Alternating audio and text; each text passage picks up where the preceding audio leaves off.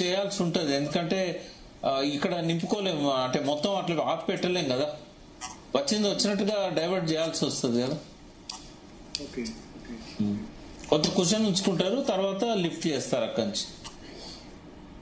శరత్ గారు సార్, ఇప్పుడు sir court అయితే మీరు కోర్టులో కేసు చేశారు, కానీ ఇప్పుడు ఒక విషయం సార్, ఈ ప్రాజెక్టుల రాజకీయం చేయడం అనేది ఇది బీఆర్ఎస్ యొక్క పుణ్యమే సార్.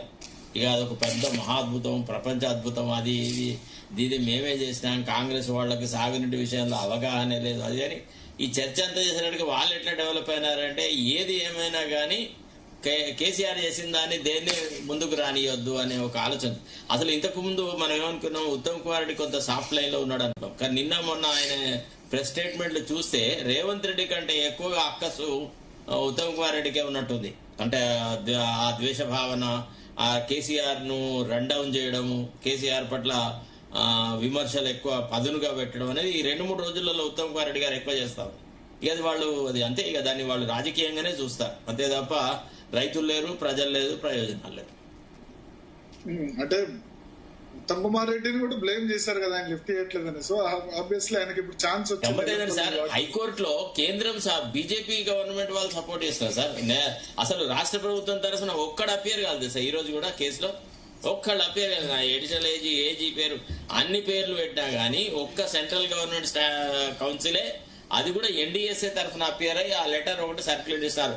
వాళ్ళు ఏమంటారు, మేము కౌంటర్ అఫిడవిట్, మేము అదంతా దాని మీద రిపోర్ట్ రాయాలా, రాసిన తర్వాత దాన్ని జలశక్తి వాళ్ళకి పంపాలి, వాళ్ళు దాన్ని అప్రూవ్ చేయాలి, అప్పుడు అది వచ్చి కోర్టులో ఫైల్ అవుతారు. ఇంత లకౌట్ ఉత్తరం రాసి జడ్జి గారికి ఇచ్చినారు. అంటే వాళ్ళది it is very clear. With వాళ్ళు 21st నాడు కూడా ఏమైనా జరుగుతుందా అనేది డౌటే. బట్ జడ్జి గారు అయితే ఒక మాట అన్నాడు, 21st నాడు వాళ్ళు కౌంటర్ వేసినా వేయకపోయినా నేను I will give a direction అనే అన్నారు. ఇక చూడాలి ఏం జరుగుతుంది.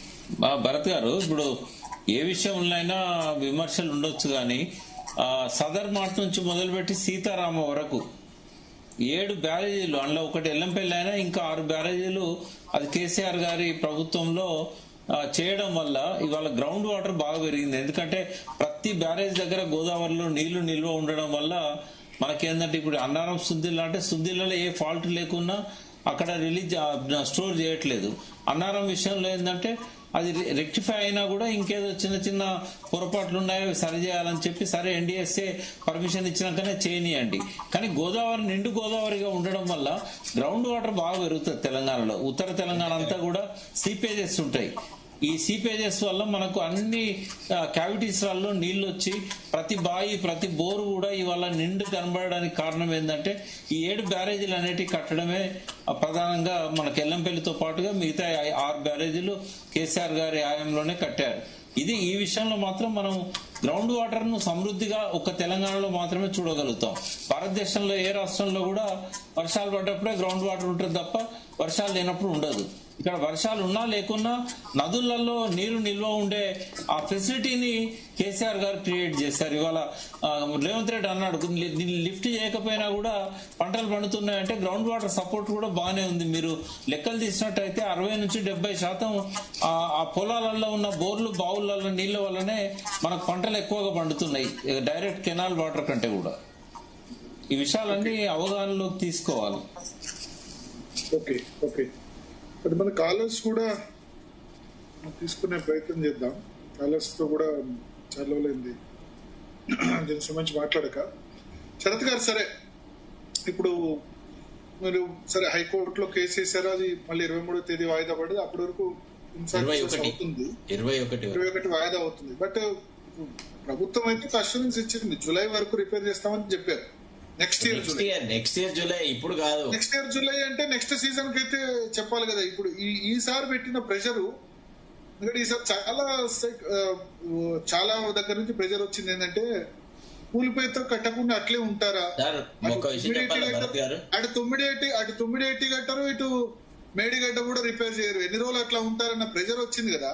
నెక్స్ట్ జూలైకి ఎక్స్క్యూజ్ ఉండదు కదా ఈ గవర్నమెంట్ కి, ఇంకా మేము చేయలేదు చెప్పలేదు ఇంకా టైం పడుతుందని చెప్పడానికి ఎక్స్క్యూజ్ ఉండదు కదా. ఒక్క నిమిషం భరత్ గారు, ఇప్పుడు ఇందులో ప్రతిపక్షం నుంచి జరిగిన ప్రెషర్ ఏమీ లేదు. రోజు మీరు ఇది ఒక కార్యక్రమం లాగా చేసి చెప్పడము, ప్రకాష్ గారు పార్టిసిపేట్ అవ్వడము, మేము కేసు వేయడము, వీటి మీద వచ్చినంత ప్రభావము అసలు కేసీఆర్ వచ్చి ఉంటే the situation would have been different.